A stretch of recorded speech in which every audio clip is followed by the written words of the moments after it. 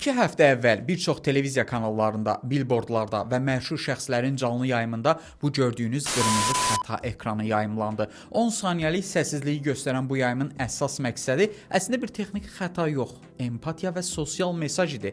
Kampaniya bir bank tərəfindən hazırlanmışdı və izləmələrin ən pik vaxtında demək olar ki, həm sosial media, həm radio, həm efir məkanı belə bir səssizliyə büründü. Bu video əslində dərin bir sosial mesajı ötürməyə çalışırdı. Bizim üçün cəmi 10 saniyə yayımlanmasına baxmayaraq narahatlıq doğuran bu səssizlik əslində Azərbaycanda yaşayan minlərlə insanın gündəlik yaşam döngüsü idi. Bəli, mesaj sadə idi. Azərbaycanda nitq və eşitmə məhdudiyyəti olan şəxslər bizim yaşadığımız bu anı hər gün yaşayır və bir neçə saniyə də olsa brend efir məkanını bağlayaraq bu empatiya hissini bizə yaşatmaq istədi. Bu səssizliyin ardınca yayımlanan təqdimat çarxında isə bir bank nitq və eşitmə məhdudiyyəti olan müştərilər üçün Azərbaycanda bank sektorunda ilk dəfə işarət dili dəstəyi olan müştəri xidmətlərini təqdim etdi. Bu xidmət bank tətbiqi üzərindən video görüntü ilə əlaqə imkanı yaradan xüsusi bir servisdir. Sözgedən məhdudiyyəti olan şəxslər üçüncü tərəf şəxsin köməyinə ehtiyac olmadan bir bank tətbiqinə daxil olub yuxarıdan dəstək bölməsini,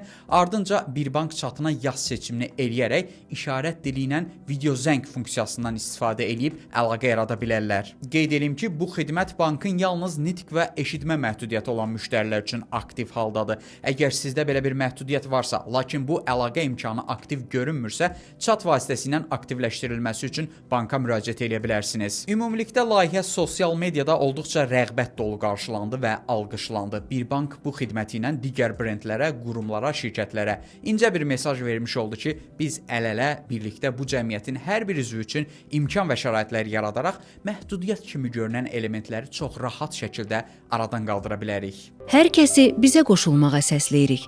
Biz əl-ələ olsaq, heç bir əngəl qalmaz.